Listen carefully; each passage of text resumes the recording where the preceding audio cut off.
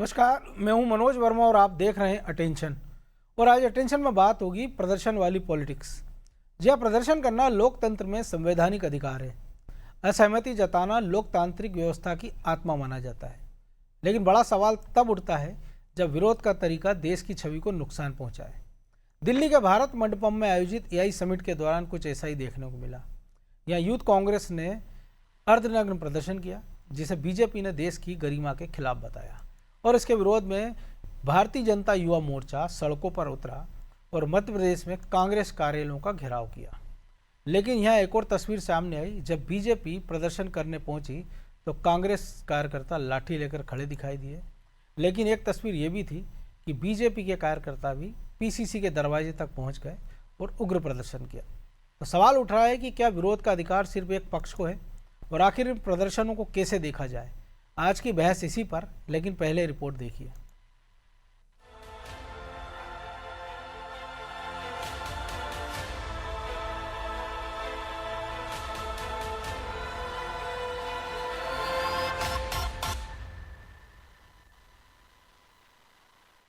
पहले युवा कांग्रेस ने किया प्रदर्शन,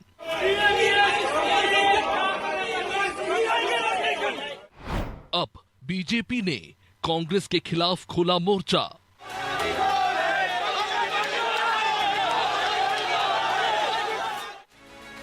बीजेपी कांग्रेस के खिलाफ सड़कों पर है। इसकी वजह है कांग्रेस का प्रदर्शन।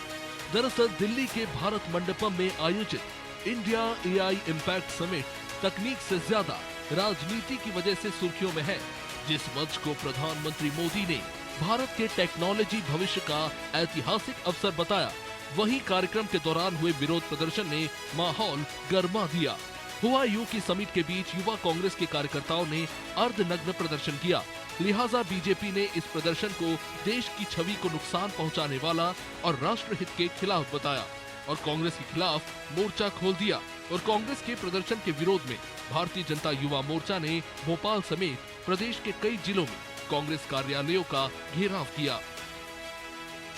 ये भाजपा का नहीं, ये देश का विरोध है, भारत का विरोध है।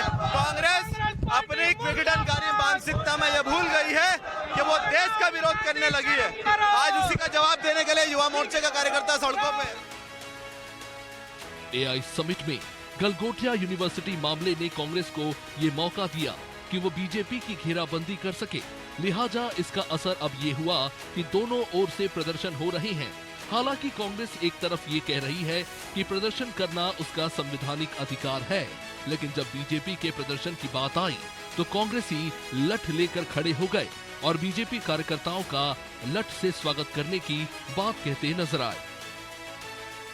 लट लेके जिस इच्छा के साथ आएगा, जिस भावना के साथ आएगा, उस भावना के साथ जवाब देने के लिए हम खड़े हुए हैं। आज युवा मोर्चा को क्या जरूरत पड़ रही है कि प्रदेश कांग्रेस कार्यालय का घेराव करने की? इसलिए पड़ रही है क्योंकि निश्चित तौर पर विपक्ष की भूमिका हमारे राहुल गांधी जी निरंतर उठा रहे हैं। जिस समिट को भारत के डिजिटल और एआई नेतृत्व की दिशा में बड़ा कदम माना जा रहा था, वही अब सियासी जंग का मैदान बन गया। सवाल ये है, क्या अंतर्राष्ट्रीय मंच पर कांग्रेस के द्वारा इस तरह से प्रदर्शन करने से देश की छवि प्रभावित नहीं होगी? लोकतंत्र में विरोध दर्ज कराने वाले स्वाभाविक अधिकार का राग अलाप कर क्या कुछ भी किया जा सकता है? खैर, अब देखना होगा कि बीजेपी का आक्रामक रुख कांग्रेस पर कितना दबाव बनाता है और ये मुद्दा आने वाले दिनों में राष्ट्रीय राजनीति का पारा कितना चढ़ाता है। ब्यूरो रिपोर्ट, अनादि टीवी।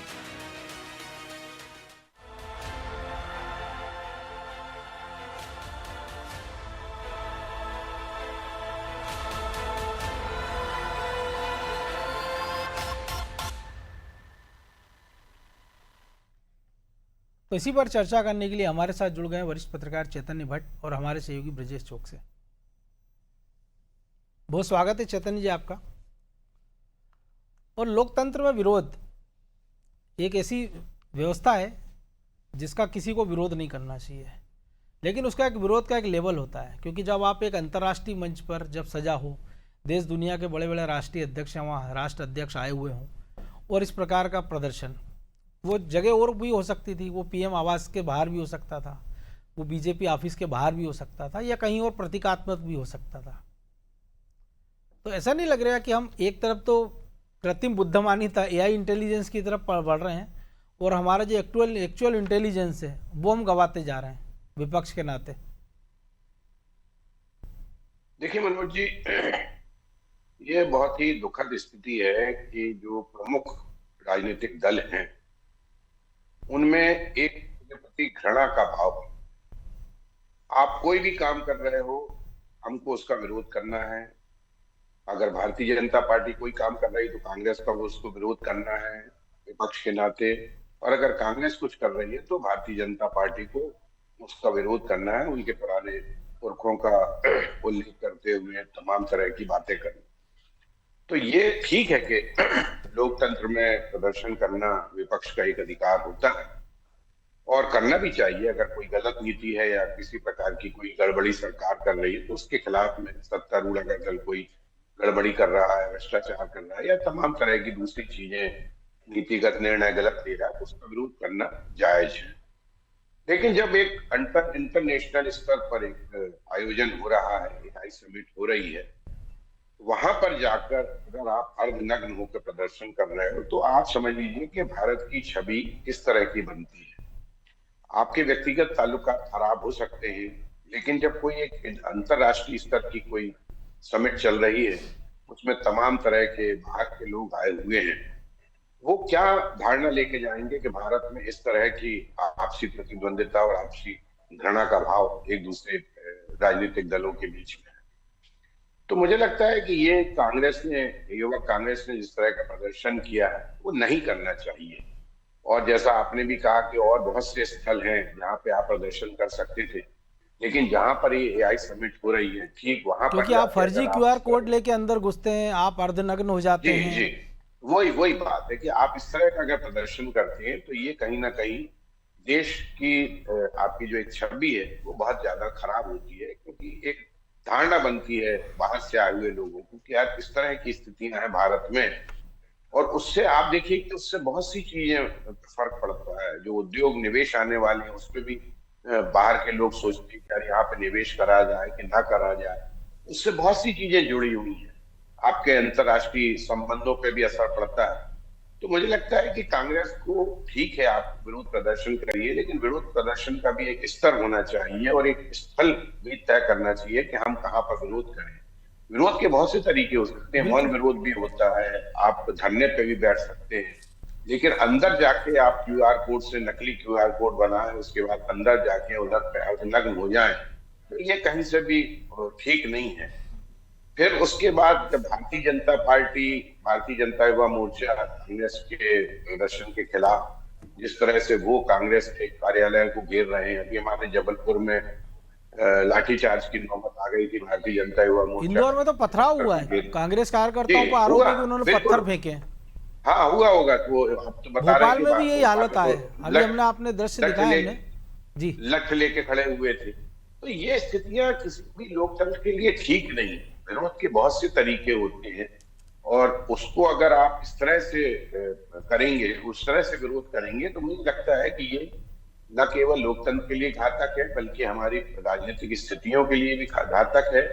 और आम आदमी पर उसका क्या असर पड़ता है ये भी हमको देखना होगा कि जिन लोगों को हमने अपना प्रतिनिधि बनाया है वो किस तरह का आचरण करते हैं। या जो यूथ है, हो सकता है भविष्य में हमारा इनमें से कई लोग प्रतिनिधित्व करें। बिल्कुल। लेकिन ब्रजेश जी, ये जो पूरा प्रदर्शन हम आप देख रहे हैं, जो चेतन जी भी जिक्र कर रहे हैं, जबलपुर का, इंदौर की तस्वीर हमने देखी, भोपाल की तस्वीर हमने देखी, एक तरफ विरोध का विरोध हो रहा है तो वो विरोध को भी हम जायज़ नहीं ठहरा रहे हैं जो एआई समिट में वो दिल्ली में हुआ है। लेकिन उसके काउंटर में जो कुछ हम देख रहे हैं दोनों पक्षों की ओर से कि आप लठ को तेल पिला रहे हो, आप चुनौती दे रहे हो, और दूसरा पक्ष है जो पुलिस की मौजूदगी में उस कार्यालय तक पहुंच रहा है। क्योंकि हाल के वर्षों में कई बार हमने प्रदर्शन देखे हैं, लेकिन उसकी एक लक्ष्मण रेखा होती है जिसको कोई लांघता नहीं है कि आपने अगर बैरिकेटिंग कर दी है और अगर उसको लांघने का प्रयास हुआ तो हम देखते हैं वाटर कैनन भी चली है, हमने देखा लाठीचार्ज भी करना पड़ा है।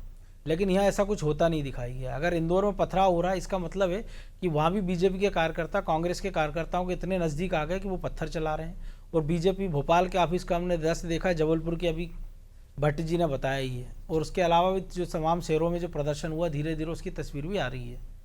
तो ये क्या इस प्रकार का प्रदर्शन भी शोभा देता है कि अगर एक पक्ष ने गलती की है तो आप उसी लेवल पर जाकर उसको एनकाउंटर करो उसका? देखिए मनोज जी, लक्ष्मण रेखा तो कहीं बची नहीं है, चाहे वो सदन के अंदर की बात करें या हम सड़क की बात करें, चाहे लोकसभा देख लीजिए चाहे विधानसभा देख लीजिए। हमने हाल ही में देखा है कि मध्य प्रदेश विधानसभा में क्या कुछ हुआ अंदर। हम ये तस्वीरें भी देख रहे हैं कि दिल्ली में क्या हुआ जब 80 देशों के प्रतिनिधि वहाँ मौजूद थे। एक बात और अच्छी आई है उसमें सामने निकल कर कि हमने देखा मायावती ने ट्वीट करके इसकी निंदा की है। बिल्कुल। अखिलेश यादव ने पहली बार कहा कि भाई हमारा इंटरनल मामला, हम सरकार की आलोचना करें, सब कुछ करें, लेकिन वहाँ जाकर देश का अपमान नहीं करना चाहिए था। तो इतनी छोटी सी बात क्या कांग्रेस को समझ में नहीं आती या कांग्रेस के नेताओं कार्यकर्ताओं को समझ में नहीं आती? वो कांग्रेस जो कहती है कि राजीव गांधी ने देश को कंप्यूटर दिया, उसी कंप्यूटर तो आप को घुसा रहे, तो यही क्रांति हो रही देश में। तो आपको विरोध करना निश्चित तौर पर करिए।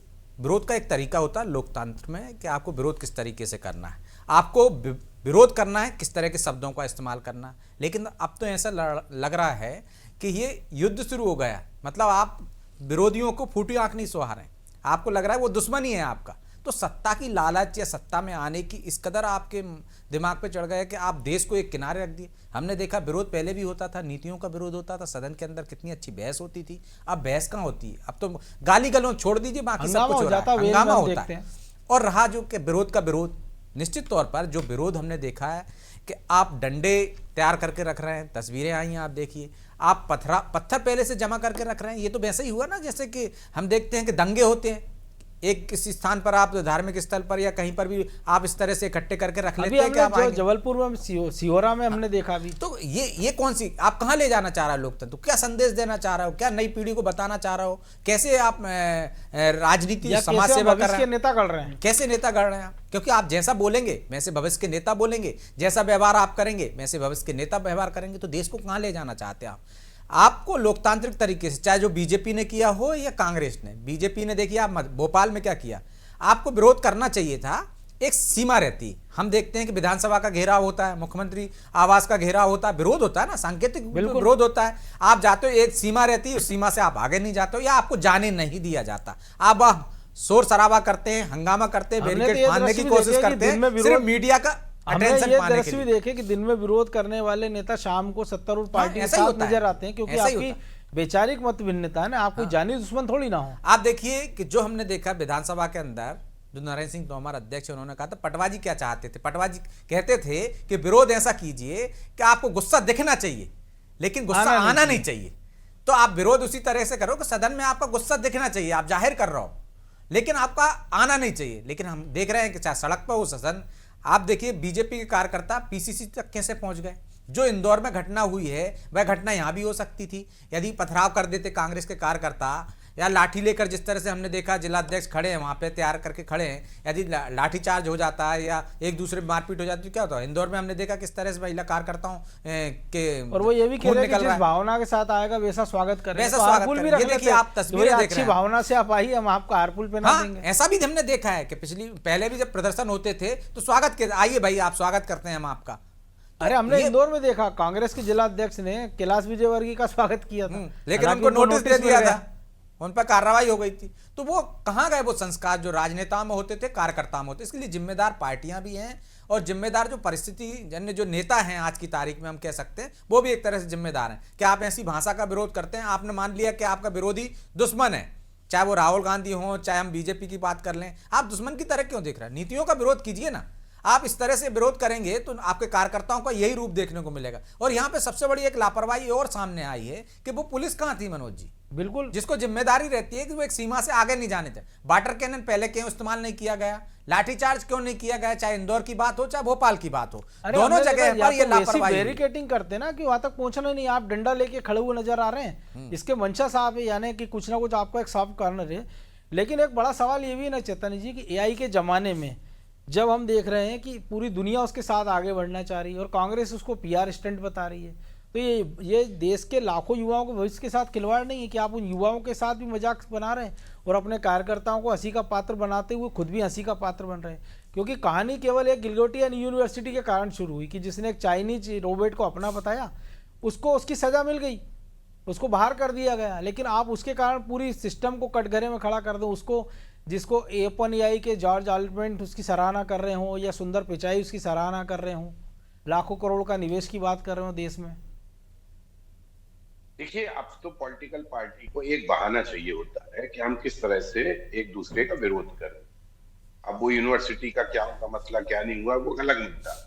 कांग्रेस को सिर्फ मोदी और भारतीय जनता पार्टी की किसी भी नीति का विरोध करना है, और वो विरोध इस स्तर पे पहुंच जाता है कि लोग अर्धनग्न होकर प्रदर्शन करने लगते। जहां तक भावना की बात है, तो मुझे लगता है कि भावना बची कहां। भावना में एक दूसरे के प्रति एक सिंपैथी होती है, एक सहानुभूति भी होती है, एक प्रेम का भाव भी होता है कि ठीक है, अगर वो विरोधी पार्टी है, लेकिन हमारे जो व्यक्तिगत ताल्लुकात है वो अपनी जगह है। और सदन में हम जिस तरह से व्यवहार कर रहे हैं, अभी आपने देखा होगा कि आपके विधानसभा में किस तरह से एक दूसरे की औकात दिखाने की बात आ गई थी कि तो तेरी औकात क्या, तो मैं अपनी औकात दिखा दूंगा। इस तरह की भाषा अगर हमारे जनप्रतिनिधि, जिनको हम लाखों लोग चुन के भेजते हैं, वो अगर इस तरह की भाषा का प्रयोग करेंगे, तो आप समझ लीजिए कि कहां जा रहा है लोकतंत्र भी, कहां जा रहा है देश भी, कहां जा रहा है। और हमारी आगे आने वाली पीढ़ी जो राजनीति में ऐसी भाषा तो हमने यूनिवर्सिटी के चुनाव में भी नहीं सुनी कभी। हालांकि जिसको भी वर्षों हो गए बंद हुए, उस पर क्या असर पड़ता हो। उसी तरह की स्थितियां बनेंगी कि आप हमारे खिलाफ प्रदर्शन करो, फिर हम आपके खिलाफ करें, फिर हम लठ लेके आए, आप तलवार भाला लेके आओ, यही सब चलने वाला है। लेकिन सवाल इसी बात का है कि इसके लिए कौन दोषी है। मैं समझता हूं कि इसके लिए जो पार्टी के शीर्षस्थ नेता है वो कहीं ना कहीं दोषी है, क्योंकि बिना उनके इशारे के इस तरह के ना तो प्रदर्शन हो सकते हैं, ना भारतीय जनता युवा मोर्चा इस तरह का प्रदर्शन कर सकती है, ना कांग्रेस प्रदर्शन कर सकती है। जब तक उनको ऊपर से हरी झंडी नहीं मिलती, वो इस तरह के प्रदर्शन नहीं कर सकते। जाहिर सी बात है कि जब कांग्रेस ने वहां पर प्रदर्शन किया और तो भाजपा के जो वरिष्ठ नेता उन्होंने भाई, एक तो होता है जैसे चेतावनी देके प्रदर्शन, जैसे बीजेपी ने कर दिया मान लो, एक हो गया स्वफूर्त प्रदर्शन की कोई घटना होती है उसके विरोध में हो चाहे, और ये जो कुछ हमने देखा दिल्ली में, तो एक साजिश के तहत हुआ है कि आप फर्जी QR कोड जनरेट करते हो, आप अंदर जाते हो, आप एक नारे विशेष लिखी हुई टी-शर्ट का इस्तेमाल करते हो। वही मैं कह रहा हूँ कि ये तो पूरी तैयारी रही होगी ना पहले से। कोई ऐसा तो नहीं कि अचानक एकदम से ध्यान आया कि अरे हमको जाके वहां सबमिट तो विरोध करना है। जब आपने वहां इस तरह की टी-शर्ट बनवा के रखी, उसमें कुछ कुछ लिखा हुआ है, तो वो तो पहले से तैयारी होगी। और QR कोड से आप अंदर जा रहे हो, इसकी भी मतलब तैयारी पहले से की होगी कि किस तरह से हमको अंदर जाना है। तो ये एक सोची समझी रणनीति है। लेकिन ये ठीक है कि आप विरोध कर सकते हैं किसी भी चीज का, लेकिन AI का विरोध करना, तो मुझे लगता है कि अब तो आप अपने आप को और पीछे ढकेल रहे हैं।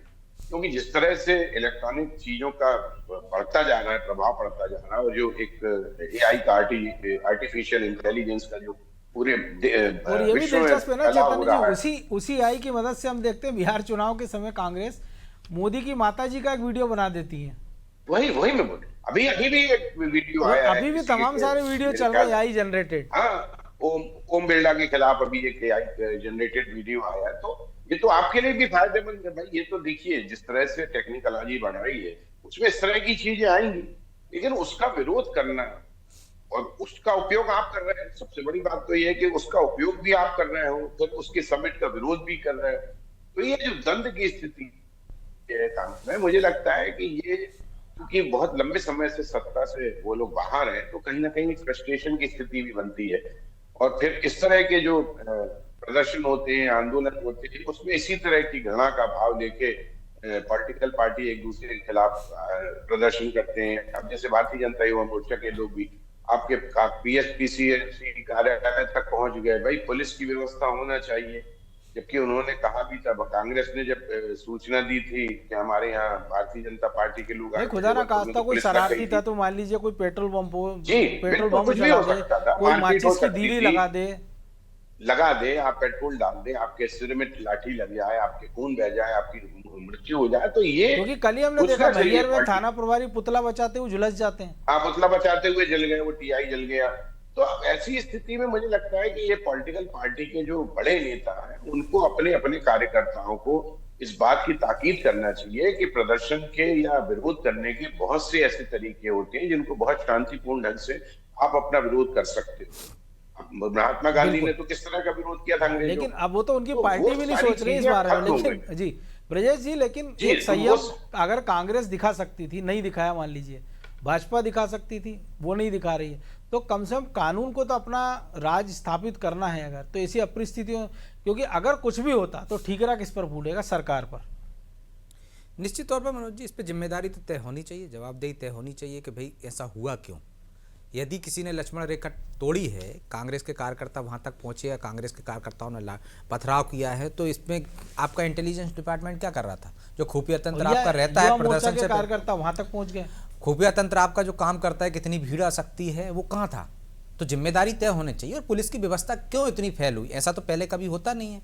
यदि यहाँ फैल हुई है तो एक एक नहीं, 2 बार हुई है। आपने इंदौर में हुई है, क्या आपने उससे सबक नहीं लिया? तो फिर भोपाल में हो गई है। तो इसके लिए जिम्मेदारी तय होगी तो मुझे लगता है कि फिर भविष्य में इस तरह की घटनाएं नहीं होंगी। और पार्टियों को भी अपने कार्यकर्ताओं को संस्कारित करना चाहिए कि किस तरह से आपको प्रदर्शन करना है। लोकतंत्र में प्रदर्शन की एक व्यवस्था होती है। आप देखिए अटल जी के समय पे, और अटल जी ने कह दिया था कि पुतला किसी की अर्थी नहीं निकालने चाहिए, तो बीजेपी ने अपना लिया था कि अर्थी निकालना बंद हो गया था। ये अटल जी के निर्देश थे। तो अर्थी किसी नेता की पहले देखते थे, हम अर्थी निकाल के चले जाते थे।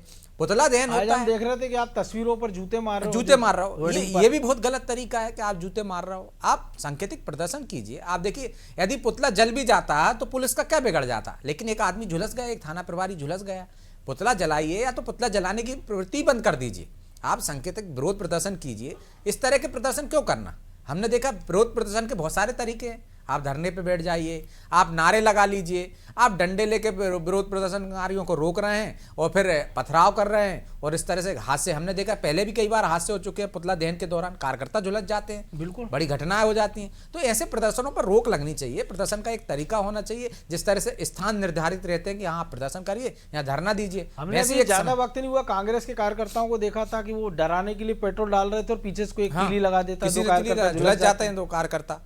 तो आप देखिए कि हादसे कई बार हो जाते हैं। तो इन हादसों से बचने के लिए एक गाइडलाइन दोनों ही राजनीतिक दलों को बनाना चाहिए और उनको रोकने के लिए कि वो कई बार उत्साह में अतिरेक कर जाते हैं, उसको रोकने के लिए पुलिस ने क्या इंतजाम करे वो भी तय होना चाहिए कि भाई आप इससे ज़्यादा कुछ मत करो। हमने देखा है प्रदर्शन के दौरान कई बार पुलिस से और प्रदर्शनकारियों की इतनी मिलीभगत रहती है कि आप सांकेतिक रूप से फोटो बनवाना है, आपको बैरिकेड्स पे चढ़ जाइए भाई, आप नारे लगा लीजिए, आप जो करना चाहते हो वो कर लीजिए।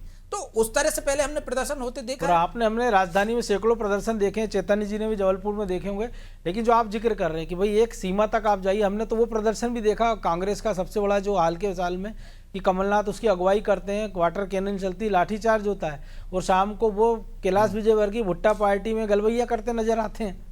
हाँ, तो ये कोई दुश्मनी थोड़ी नहीं है। जो प्रदर्शन है मतभेद हो सकते हैं, आपकी नीतियों का खिलाफ आपका विरोध होता है। हाँ, लेकिन यहाँ तो नीतियों का विरोध नहीं। हमें ऐसा लगने लगा कि सामने वाला दुश्मन है, लाठी लेकर जाना है, इसका सिर फोड़ना है, या वो भी ये तैयारी करके रख रहे हैं कि ये आएंगे तो हम इनका सिर फोड़ देंगे। तो ये कहाँ जा रही है हमारे देश की राजनीति, जहाँ अटल जी जैसे, सुषमा स्वराज जैसे लोग शब्दों के बाणों से इस तरह से घायल कर देते थे सत्ता पक्ष को, वहाँ आप असली में आप घायल कर रहे हो, आप लठ चला रहे हो।